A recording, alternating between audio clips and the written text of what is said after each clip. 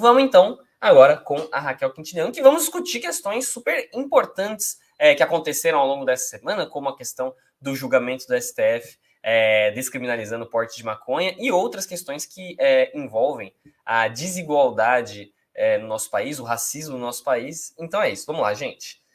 Muito boa tarde já, não mais bom dia, mas muito boa tarde, Raquel, tudo bem? Boa tarde, Guilherme, tudo certo por aqui? Já ansiosa para fazer essa discussão, que é quentíssima. Às vezes eu trago um assunto aqui que não é tão quente, mas eu tenho dado sorte aí nas últimas semanas, tenho chegado com um assunto quente aí para a gente conversar. Perfeito, um prazer aqui também receber você aqui.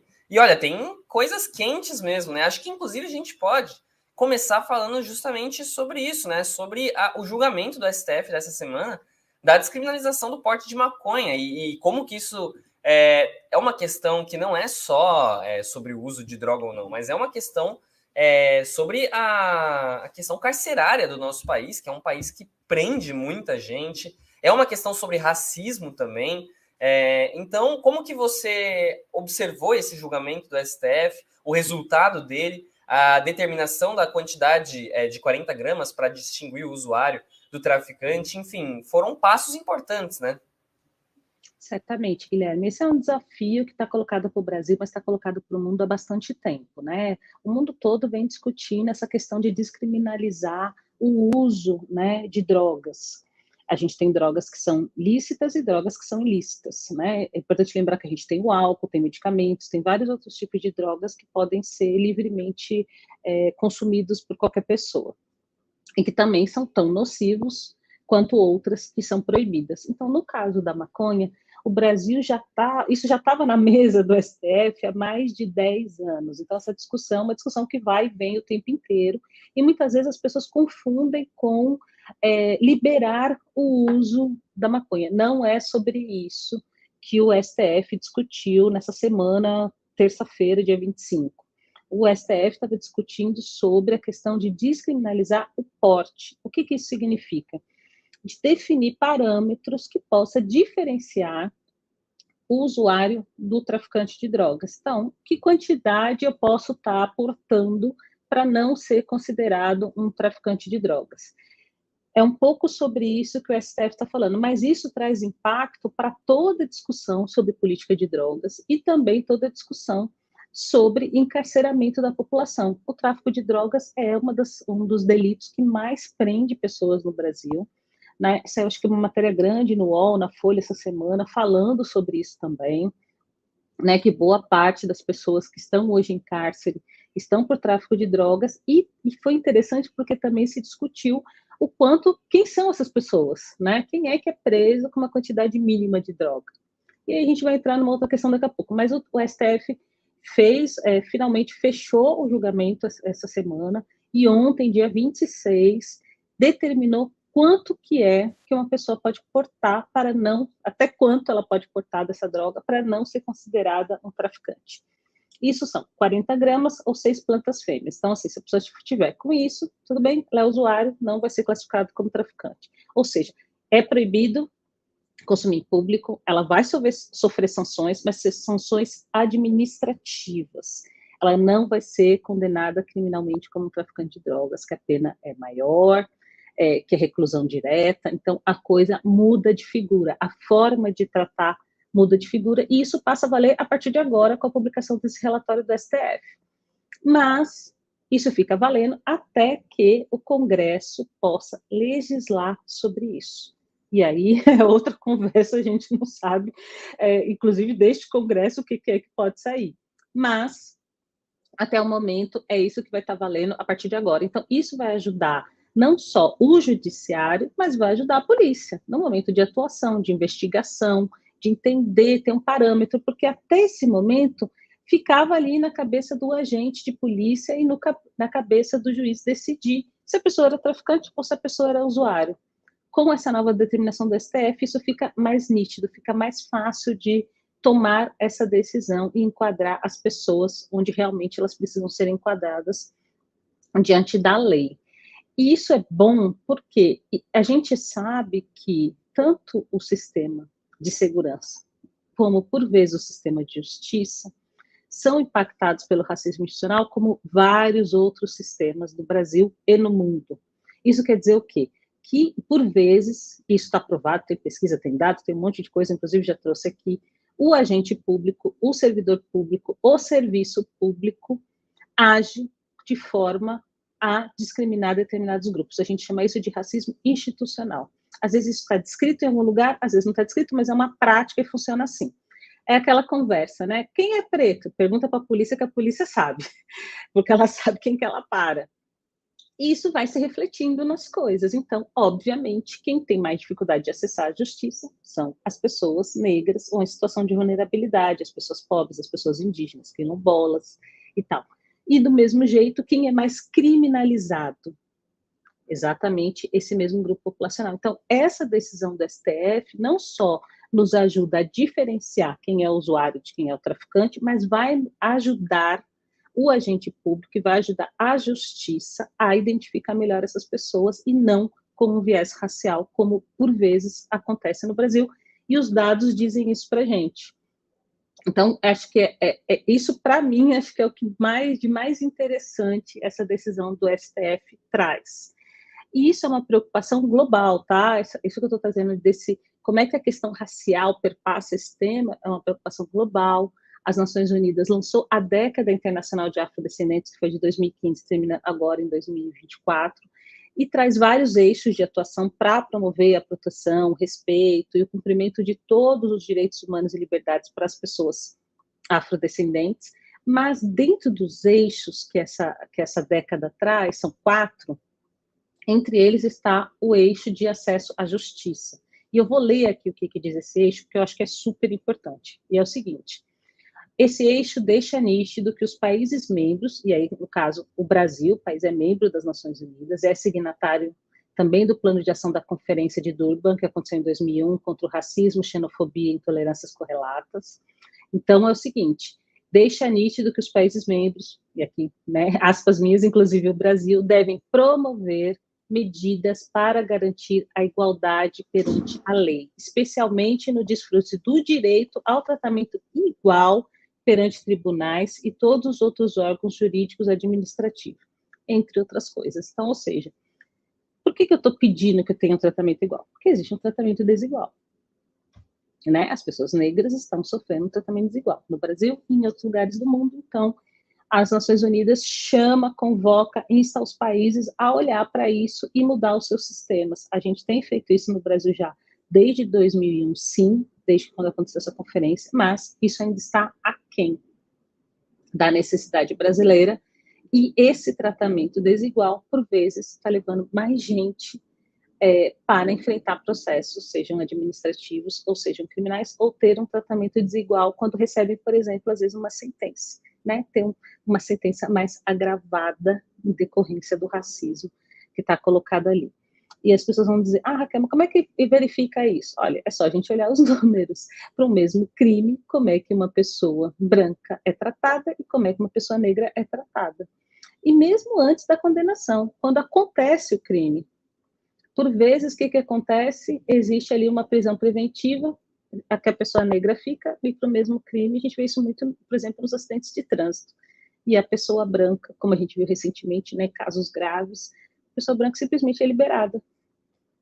Então, responde o processo, mas em liberdade. Então, assim, é óbvio que existe um tratamento aí desigual. Então, Guilherme, eu acho que o que eu queria trazer de mais interessante, assim, para essa discussão é o quanto que essa decisão do Supremo Tribunal Federal pode impactar positivamente para toda a nossa política de segurança pública, mas especialmente para a defesa dos direitos humanos e da igualdade entre todas as pessoas. Então, acho que tem uma questão aí relacionada ao uso mesmo da maconha, que acho que é super importante fazer essa discussão.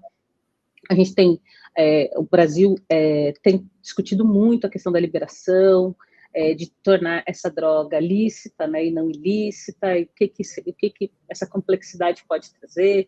Tem também a questão do uso medicinal da cannabis, do óleo de cannabis, enfim, tem outras discussões que eu acho que essa decisão do STF vai impulsionar em um debate interessante.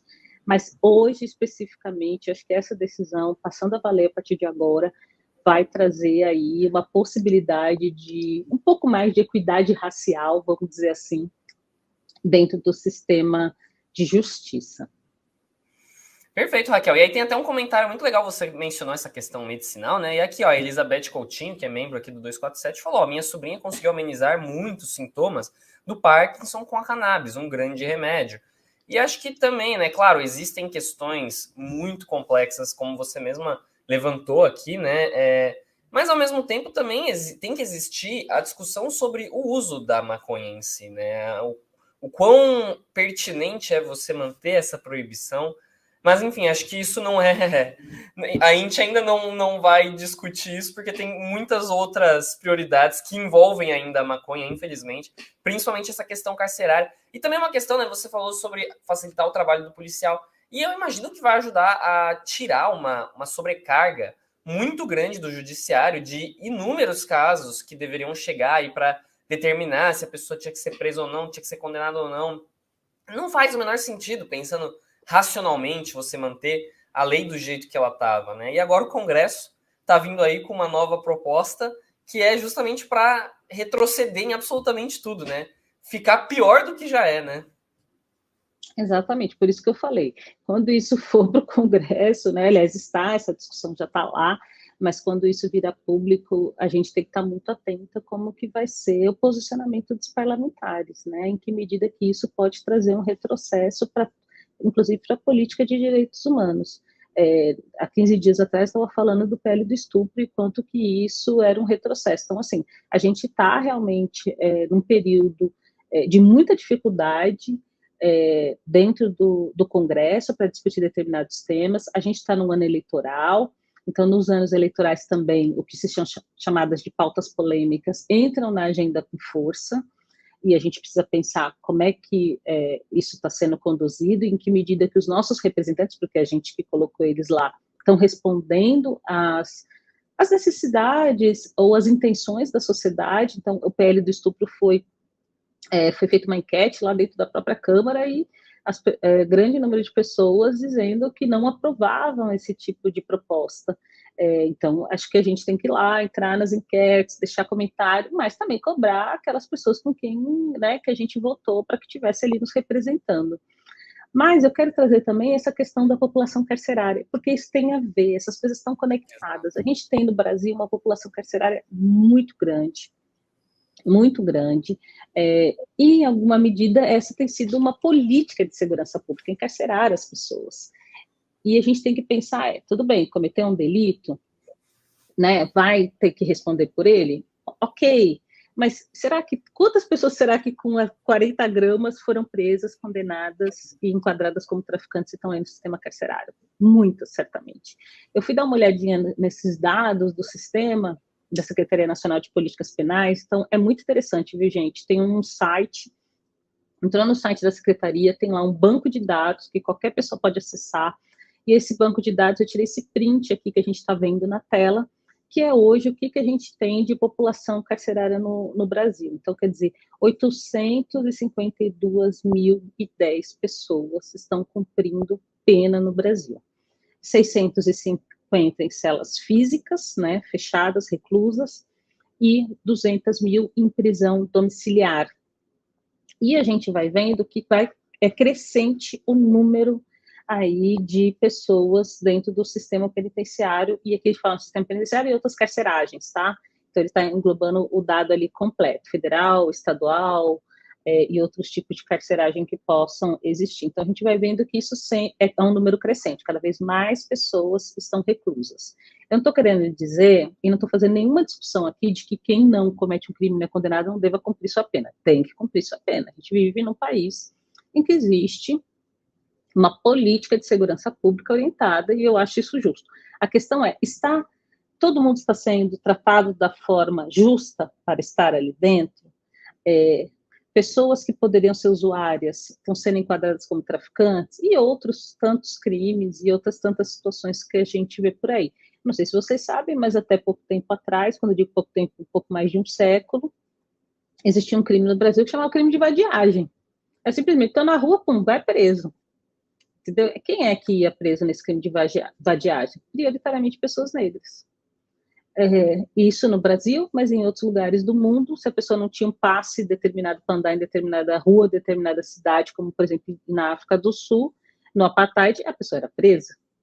Então, só trazendo essas questões para a gente entender que está para além eu não estou dizendo que tem que ter prisão, que não tem que ter prisão. Eu estou dizendo que a gente tem um número de população carcerária muito grande e a gente precisa entender melhor esse sistema. Então, estou trazendo esse dado e eu não trouxe percentuais aqui, eu trouxe o número de pessoas, porque eu acho que a gente está falando de pessoas, então a gente tem que falar dos números absolutos. A grande maioria das pessoas que estão dentro do sistema carcerário são pessoas negras, pretas e pardas. O dado também está lá, tá? Em dezembro de 2023, em celas físicas, os negros eram 402.463 pessoas. As brancas, 179.444, amarelas, 6.093, indígena, 1.281, e um grande número de não identificadas, aí mais ou menos 5.500 e quase 5.600 pessoas. Então, de quem está em celas, a grande maioria são de pessoas negras. Eu fui puxando dado, eu não consegui checar daquelas que estão em regime domiciliar, a raça, a cor delas. Acredito que essa informação está lá dentro, depois eu quero checar, inclusive, para confrontar isso. Será que aquelas que estão exclusão, a maioria são pessoas negras e talvez não sejam essas a maioria em prisão domiciliar? Aí, realmente, eu acho que eu tenho uma tese que possa comprovar a existência aí do racismo institucional dentro do sistema. Mas não quero ser leviana e trazer aqui alguma coisa sem ter um dado concreto. Mas isso diz que sim, a população carcerária brasileira é prioritariamente de pessoas negras. Então, eu acho que existe aí uma questão para a gente pensar sobre isso. Será que realmente prioritariamente são as pessoas negras que estão aí cometendo crimes? Quando a gente olha os dados, por exemplo, de segurança pública e de violência policial, as maiores vítimas são as pessoas negras. Eu já trouxe esse dado aqui no Giro, uns 2, 3 meses atrás, com a Camila, mas a gente também fez uma ampla discussão sobre essa questão aí da violência policial e de estar atingindo prioritariamente as pessoas negras. As maiores vítimas de morte na juventude também são as pessoas negras. A cada 23 minutos, segundo Nações Unidas, um jovem negro é assassinado no Brasil. Então, quando a gente fala de morte materna, as principais vítimas, que é uma morte evitável, são mulheres negras. Então, a gente tem aí um contexto para pensar sobre violência e raça, que é muito importante. E aí, violência, raça e também o uso de drogas pode estar conectado e a gente precisa pensar nisso também. Então, assim, o recado que eu estou trazendo hoje, a principal questão é realmente que essa decisão do STF, do meu ponto de vista, ela abre a possibilidade de, sim, a gente pensar numa política de drogas, do uso de drogas, uma política de responsabilização, seja enquanto usuário ou seja enquanto traficante, de uma forma diferente, de uma forma que possa nos dar a possibilidade de pensar em igualdade de direitos para todas as pessoas. Então, eu acho que essa decisão do STF deveria ser celebrada nesse momento, nesse sentido, porque ela abre muitos caminhos aí para a gente pensar em como é que as coisas vão proceder daqui para frente com relação a isso. Então, isso, e sem fazer discussão se a gente tem que liberar, se não tem que liberar, proibir, não proibir, acho que isso ainda tem uma questão ainda muito, muito maior aí por trás. Mas a gente sabe que na medida em que os países que liberaram, por exemplo, os índices de violência diminuíram, o encarceramento diminuiu, isso especificamente no caso da maconha, tá? Não estou falando de outras drogas, porque eu não tenho informação sobre isso. Mas realmente isso mudou bastante. O cenário desses lugares mudaram bastante. Muitos países de Europa, mas também Estados Unidos e outros lugares também, alguns estados, né, nos Estados Unidos, porque lá a coisa é um pouco diferente, também liberaram e tem um outro tipo de comportamento, tanto do usuário quanto também essa relação do Estado com os traficantes. Então, eu acho que realmente abre a possibilidade de fazer um debate amplo, sério, que eu espero que possa acontecer também na sociedade como um todo, mas no Congresso. Perfeito, Raquel. E olha, passando aqui, fazendo um giro sobre algumas notícias que a gente publicou sobre o tema recentemente, Tem uma que eu acho que é super pertinente, tem muito a ver com isso que você estava falando, que é aqui, colocando na nossa tela, né? Mais de 42 mil pessoas estão presas no Brasil por porte de até 25 gramas de maconha, aponta um estudo, foi uma matéria que foi primeiramente publicada no UOL, a gente repercutiu, e aqui esse parágrafo é o mais interessante, né? O estudo aponta que 42.631 mil detentos não fariam parte do sistema prisional brasileiro se até 25 gramas de maconha e 10 gramas de cocaína fossem consideradas quantidades para uso pessoal e não tráfico. A libertação dessas pessoas poderia resultar em uma economia de 1,3 bilhão por ano para o Estado. Os números aumentam se o limite for estendido para 100 gramas de maconha e 15 gramas de cocaína, beneficiando 67.583 pessoas e economizando cerca de 2,1 bilhões por ano. Aí, entre aspas, né, trata-se de recursos desperdiçados que poderiam ter uma destinação muito mais nobre e eficaz para melhorar as condições de segurança. Eu não sei qual que é a sua posição sobre isso, né? Aqui ele está até mencionando, por exemplo, a cocaína, mas, ao meu ver, o mais prudente é você descriminalizar todas as drogas e determinar ali quantidades que sejam, que possam, do mesmo jeito que foi feito aqui com a maconha, né? Que possam distinguir o cara é um usuário ou ele é um traficante.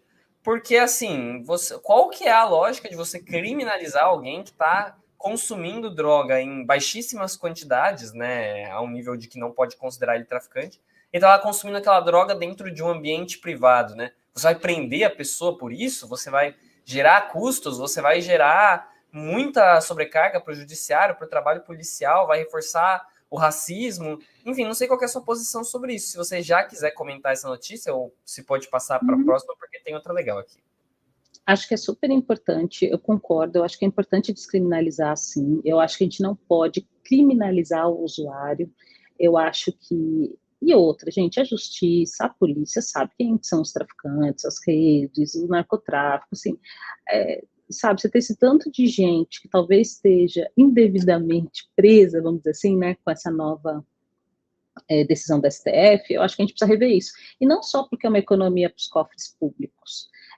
Uma pessoa presa, além de ter esse gasto que é feito, o que acontece com a vida dela? Né? O que acontece? A gente sabe que a ressocialização é mínima. Acaba que, por vezes, o cárcere a gente brinca de forma até equivocada que é escola para você virar bandido. Então, assim, você tira a pessoa do convívio, você tira a pessoa da sociedade, às vezes um dependente químico que está precisando de um tratamento de saúde, né, joga dentro de uma penitenciária, fica lá 5, 6 anos, e aí, sai como? Né? Então, eu acho que tem um prejuízo também aí para a vida das pessoas, para a estrutura familiar das comunidades, que a gente precisa rever. Acho que esse é a principal questão, para além, óbvio, dessa questão da economia. Então, acho que a gente precisa, sim, dar conta disso. Eu estou vendo aqui os comentários, tem muita coisa interessante, depois eu vou comentar essa fala aqui do presidente Lula, viu, Guilherme? Porque está aqui. E já veio um comentário sobre isso, né, que o presidente Lula fez uma declaração aqui infeliz sobre não ter mulheres e petros competentes para compor o governo federal. E, assim, Acho que é pretos, né? Pretos. Isso. Para compor o governo federal. Fala infeliz, mais uma vez, não só do presidente, mas muitas vezes a gente escuta isso. A gente tem pessoas competentes em diversas áreas, grupos, etnias, cor, raça, cor, e o que falta muitas vezes é uma oportunidade, uma possibilidade de acessar. Inclusive, foi no primeiro mandato do presidente Lula onde a gente começa a avançar com as políticas de equidade racial, a Lei 10.639, as cotas para negros nas universidades, o próprio ProUni, que não é uma política afirmativa racial, mas que é uma política afirmativa de inclusão de pessoas em vulnerabilidade no ensino superior. Então, me surpreende, infelizmente, esse tipo de fala em 2024, especialmente quando a gente sabe que é um presidente compromissado, historicamente, há 2 décadas, pelo menos, com promoção da equidade racial. A Secretaria de Igualdade Racial surge, né, no governo Lula com o status de ministério. Então, eu acho que realmente foi uma fala infeliz, eu não consegui entender, E a gente tem, obviamente, profissionais de todos os grupos étnicos com capacidade, com competências para estar em todos os espaços. O que a gente precisa saber é, oportunidades estão sendo abertas e de que forma para que essas pessoas possam acessar e se manter. Por exemplo, a questão das cotas, os alunos entram na universidade, aí a aula é à tarde, esse aluno não consegue trabalhar, e ele precisa trabalhar para se sustentar, e ele acaba abandonando a universidade. Então, a gente precisa ter mais bolsas. Tem alguns programas de bolsas, mas precisa ter mais bolsa, precisa ter moradia, precisa ter comida, enfim, tem uma complexidade de necessidades que, por vezes, aquela pessoa precisa para estar naquele lugar, que precisam ser atendidas por meio de política pública. Então, eu acho que tem gente, sim, o que a gente precisa é construir oportunidades de inserção e também de manutenção desses talentos nos espaços. Então, sim, concordo, foi uma fala infeliz do presidente Lula, vai ter que aprender um pouco mais sobre isso e avançar, inclusive, no sentido de dar visibilidade para as próprias políticas que ele tem inserido de forma pioneira no Brasil com promoção à equidade racial. Mas você queria compartilhar mais uma notícia aí, não é, Guilherme? Isso, exatamente. E só esclarecendo, né?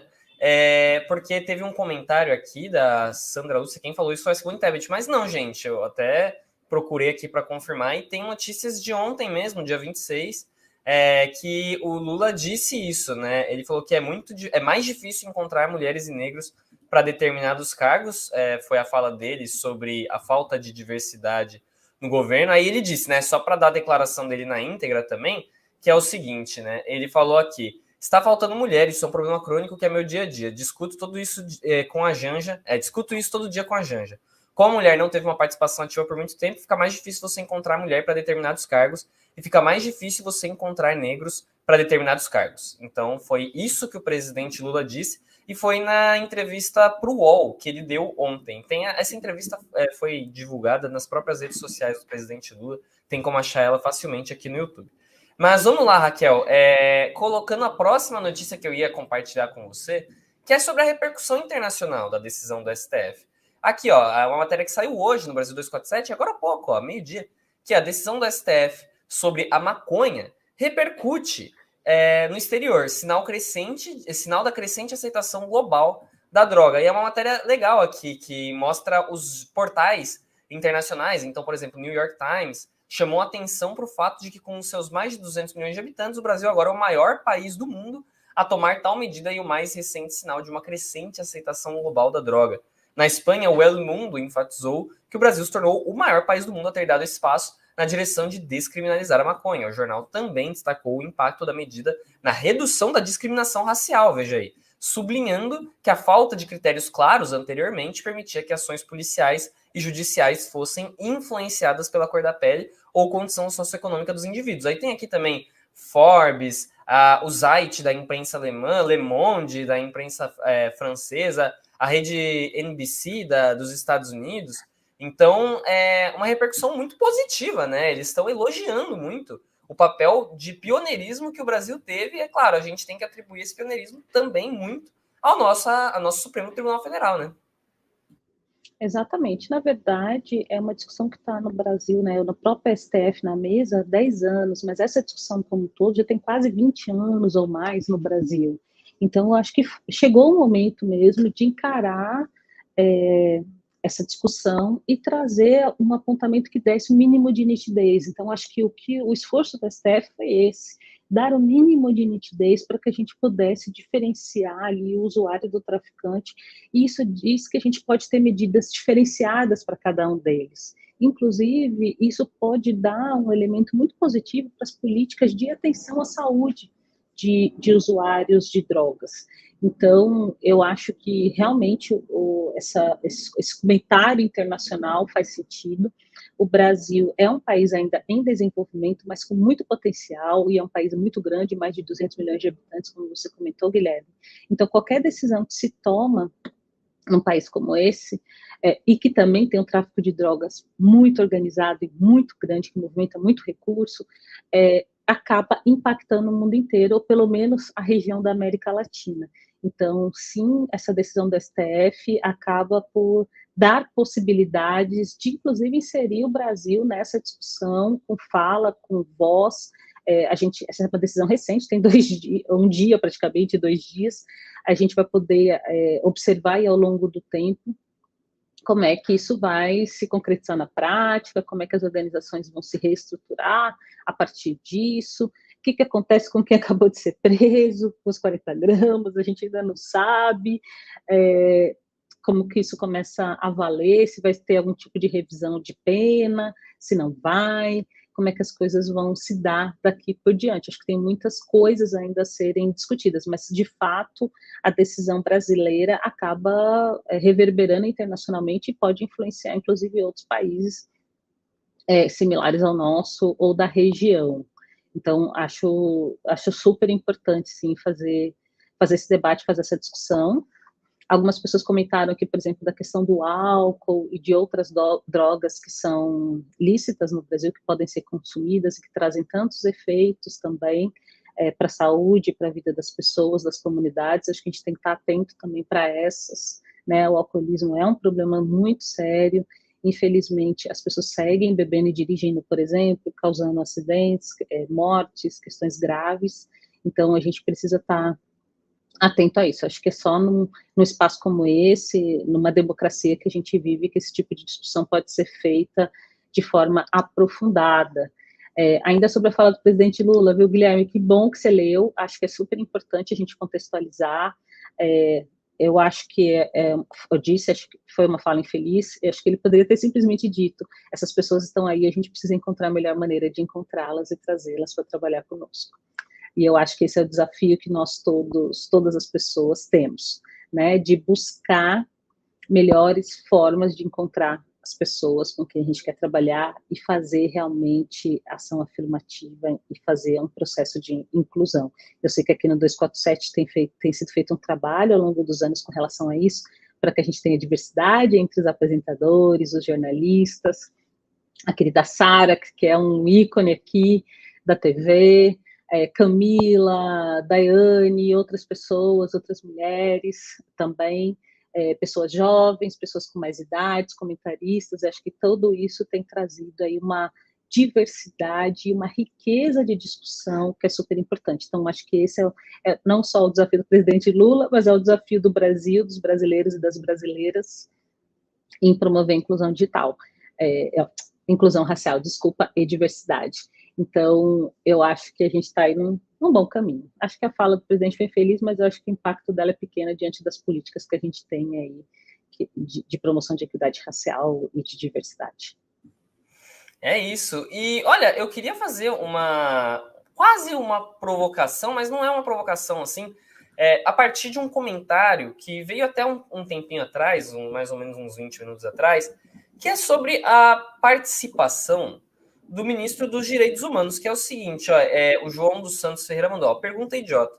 Não tem um ministro dos Direitos Humanos? E eu queria que você fizesse uma avaliação sobre como você tem visto o trabalho do ministro Silvio Almeida. Ele é uma figura competentíssima, ele é inteligentíssimo, assim, acho que não tem ninguém mais qualificado do que ele para estar nesse posto, mas eu tenho visto pouca articulação dele com o Congresso nessas pautas, e eu entendo que esse ministério não é um ministério tão prestigiado na nossa política, que é insalubre, mas, por exemplo, agora que a gente tem visto, né, essa tentativa de avanço conservador do nosso Congresso com essa questão do PL do estupro, também com a questão agora da PEC das drogas, né, você acha que poderia ter uma atuação mais presente do ministro Silvio Almeida na tentativa de diálogo com os líderes da Câmara, do Senado, para tentar frear, tentar pelo menos tirar alguns pontos? Eu acho que seria muito importante, mas não sei até que ponto isso seria possível. Como que você vê isso? Eu acompanho um pouco a agenda específica do ministro Silvio Almeida. Ele é uma pessoa muito capacitada, né, uma formação exemplar. Ele é um homem negro retinto, que está fazendo uma discussão importante à frente do Ministério, mas eu acho que a mesma dificuldade que o governo como um todo, né, que o Executivo está tendo em discutir questões no Legislativo, isso se reflete em todas as pastas. E aí aquelas pastas que historicamente têm menos força acabam tendo mais dificuldade de fazer determinadas discussões. Então, eu acho que, infelizmente, esse não é um privilégio do Silvio Almeida, eu acho que está ruim para todo mundo, do Executivo fazer o diálogo com o Congresso, mas especificamente alguns ministérios ou algumas agendas têm encontrado mais dificuldade historicamente. Eu lembro que antes, né, quando não tinha o Ministério dos Direitos Humanos, mas tinha ali o Ministério de Igualdade Racial, que foi a ministra Matilde Ribeiro, depois a Luísa Bairros, no governo Dilma, a dificuldade que as duas, assim como a ministra de Política para as Mulheres, enfrentaram para fazer determinadas discussões dentro do próprio executivo e levar essas pautas para o legislativo. Então, realmente, alguns temas da agenda de direitos humanos, o Brasil ainda tem muita dificuldade de fazer a discussão, especialmente nesse momento. E, curiosamente, o Brasil é um dos países mais progressistas do ponto de vista de legislação com relação a direitos humanos. A nossa Constituição de 1988, a Constituição Cidadã, é uma Constituição que bebe muito da Declaração Universal dos Direitos Humanos. Talvez seja uma das constituições mais progressistas, e a nossa forma de executar a política pública também, uma política não discriminatória, uma política inclusiva, uma política integral. Então, ao mesmo tempo que a gente tem uma série de avanços normativos, de política, de programa, de ação, da Constituição, por outro lado, nesse momento, a gente vê uma dificuldade de conversar sobre determinados assuntos. E isso tem a ver com a forma como a gente é mesmo. O Brasil é um país extremamente contraditório. É um país rico do ponto de vista de recursos naturais, exporta alimentos em grande quantidade, e é um país que ainda convive com a fome, por exemplo. É um país onde tem pessoas muito ricas e lugares incríveis, e também está ali lidando com a pobreza do lado. Então, essa tensão existe no país o tempo inteiro, e isso tem muito a ver também com a forma como que esse país foi colonizado. Então, eu acho que isso também se reflete nesta dificuldade de determinados ministros ou ministérios fazerem a conversa no legislativo. E eu diria mais, no caso do Silvio Almeida, assim como eu posso dizer com tranquilidade, como foi com a ministra Matilde Ribeiro e com a Luísa Bairros, o racismo, por vezes, chega antes deles nesses espaços. Então, além de trazer a pauta, trazer a discussão, fazer um trabalho exemplar, por vezes, eles também são vítimas de racismo nesse processo. Racismo direto, racismo indireto, aquele que a gente chama do racismo ali quase invisível, que não aparece, mas que se concretiza ali no momento da discussão. Então, não fiz essa conversa com o Silvio Almeida, mas eu imagino que num país racista e num congresso, por vezes, que tem posicionamentos racistas, eu acredito que ele deve enfrentar também esse tipo de situação, inclusive sendo ele quem é, esse homem negro, retinto e altamente capaz. Então, isso também gera ali uma dificuldade interessante, né? Em vez da gente achar isso é maravilhoso, as pessoas não querem esse tipo de pessoa entre elas, porque mostra o quanto que, se houver investimento, essas pessoas vão poder estar articuladas, estar em espaços de poder e de tomada de decisão. Existe um medo de que a população negra, que a população quilombola, que a população indígena esteja nos mesmos espaços de discussão, com poder e com espaço de fala.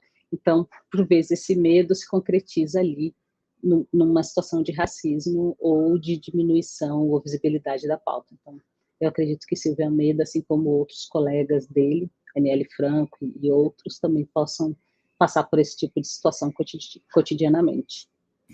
Pois é, e eu partilho muito dessa sua análise, dessa sua opinião, e veja aqui alguns comentários que muito legais, né? A gente estava respondendo alguns aqui durante a sua participação. E aí a Elizabeth Coutinho, membro aqui, falou: excelente essa live, Raquel Quintiliano, muito preparada para falar do assunto. E a gente está se encaminhando aqui para a nossa reta final, Raquel. E eu queria deixar o espaço aberto para você fazer a divulgação do seu trabalho, ou se você tiver qualquer consideração final, o espaço é todo seu. Super, Guilherme. Acho que, assim, primeiro eu queria reforçar sobre a importância dessa decisão do STF, como eu comentei, porque ela abre essa possibilidade da gente discutir equidade racial, direitos humanos, encarceramento, tantas outras coisas dentro desse universo. Eu acho que a gente deu um passo adiante nessa discussão, e em alguma medida isso está sendo celebrado, inclusive, internacionalmente. Então, acho que essa é a primeira coisa que eu queria dizer. E aproveitar que os últimos minutos, né, fazer aquele merchan, aquela propaganda do meu livro, Negra Percepção, sobre mim e nós na pandemia. Esse livro foi lançado em novembro do ano passado, 2023, onde eu falo sobre a minha percepção sobre mim e nós, pessoas negras, diante da pandemia de Covid-19. E é muito interessante porque a gente sabe que o vírus da Covid atingiu todas as pessoas, mas as consequências ou a forma como a gente tratou isso foi diferente para alguns grupos, e aí o racismo se instalou.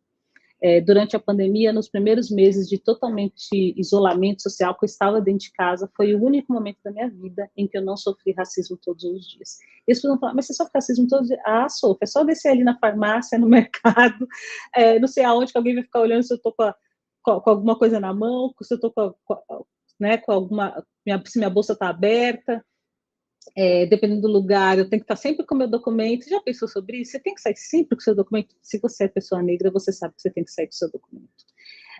E tantas outras coisas que acontecem no nosso cotidiano. Então, a pandemia deixou isso mais evidente para mim. Então, quem quiser, está aí nos sites, Negra Percepção, sobre mim e nós na pandemia. Então, deixar esse recadinho. Qual editora que é? Editora Dandara, que inclusive é uma editora negra e jovem, é de uma família negra, uma editora que está dedicada a publicar o pensamento negro. Então, tem muitos livros, assim, muito interessantes, inclusive sobre marxismo negro, muita coisa bacana. Muito bacana, Raquel. Muito obrigado pela sua participação hoje. Será sempre muito bem-vinda aqui no Giro das 11 e também na TV 247 como um todo. E é isso. Desejo para você uma ótima quinta-feira, um bom resto de semana também e até a próxima. Obrigada, Guilherme. Obrigada para todo mundo que acompanhou. Um abraço. Abraço. Tchau, tchau. Vamos lá, gente. Então, estamos encerrando aqui o nosso programa de hoje. Gostaria de agradecer muito a todos vocês que estiveram aqui conosco até o final. Por favor, se você gostou, ainda não deixou o joinha, deixe o joinha agora. É de graça, dá para você fazer isso pelo celular, pela TV, pelo computador. É só você clicar no botãozinho ali do dedo do gostei e ajuda muito a gente, porque assim o YouTube vai recomendar mais essa live para as outras pessoas. Peço também que você se inscreva aqui na TV 247, caso ainda não esteja inscrito, e também compartilhe essa live com seus amigos, ela vai ficar salva, e assim vocês vão poder reassisti-la a qualquer momento que quiserem. Vou ficando por aqui, até a próxima, amanhã estaremos de volta aqui no Giro das 11, então até lá, gente. Um abraço e uma ótima quinta-feira para vocês. Tchau, tchau.